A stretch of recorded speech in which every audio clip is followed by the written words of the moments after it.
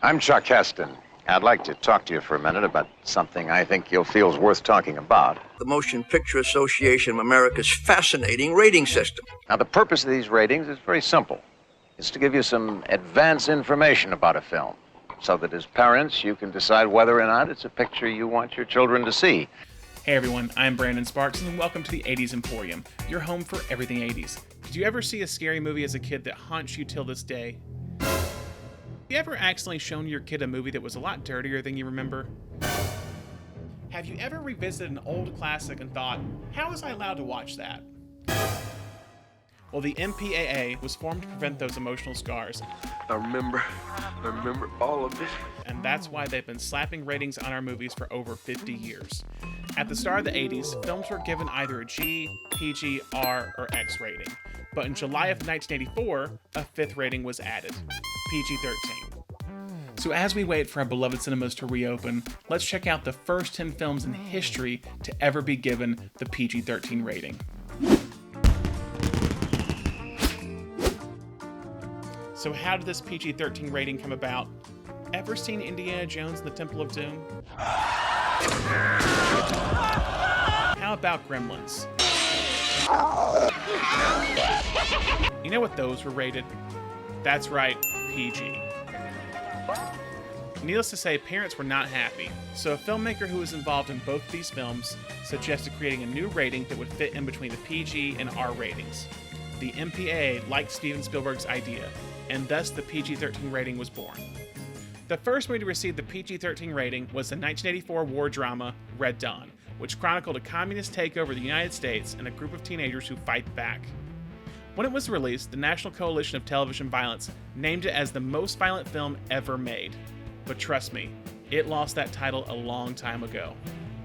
Written and directed by comedy legend Gene Wilder, this rom-com received mixed reviews upon release, but the film's soundtrack by Stevie Wonder became a massive hit. The album's lead single, I Just Called to Say I Love You, gave Wonder the only Oscar of his career. Stevie Wonder.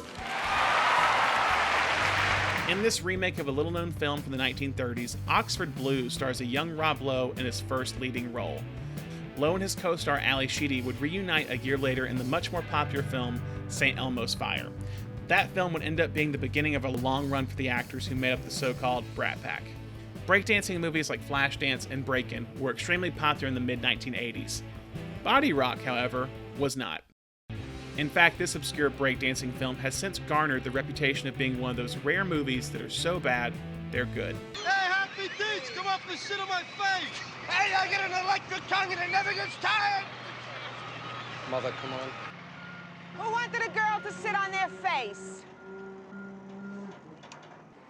Yeah, that was me. Oh, well, that girl couldn't come. She was late for an appointment, so I came instead. I hope it's okay. In The Razor's Edge, Bill Murray takes a dramatic turn as a World War I pilot who returns home from fighting in Europe. In order to get this film made, Murray had to agree to star in another film for Columbia Pictures. That movie ended up being Good guess, but wrong. Ghostbusters, which is, by the way, only rated PG. This family drama starred Peter Weller of RoboCop fame, but the film is most notable for being the debut of 80s child actor Corey Haim. But Firstborn underperformed at the box office because it was released on the same day as another film. Maybe you've heard of it.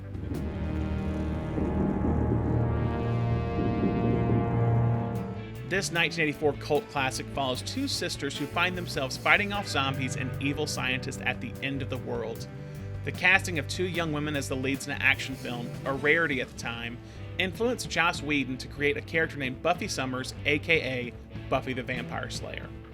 Despite featuring a trio of megastars in Robert De Niro, Meryl Streep, and Harvey Keitel, Falling in Love was criticized for being full of cliches and not giving the leads a good script to work with. The final movie on our list is David Lynch's infamous big-budget film, Dune. Based on the popular sci-fi book series, this film adaptation was a massive failure at the box office, with Universal losing almost $10 million. Lynch has since disowned the film altogether, claiming he had no control over the film's edit. It was a nightmare. The first 10 PG-13 movies were mostly duds, but since then, the rating has become the most successful of the 5. In fact, the top 9 most financially successful films of all time domestically, and not adjusted for inflation, are all rated PG-13. Now, I want to hear from you. What do you remember about the early days of the PG-13 rating? Does the system need a new update? If so, what does that look like? Remember to subscribe and stay tuned to this channel for more videos and the chance to win some prizes. Also, be sure to check out the Lunacy Productions online shop for some super cool 80s swag. On behalf of all of us here at the 80's Emporium, wishing you health and safety in the months ahead. Thanks for watching.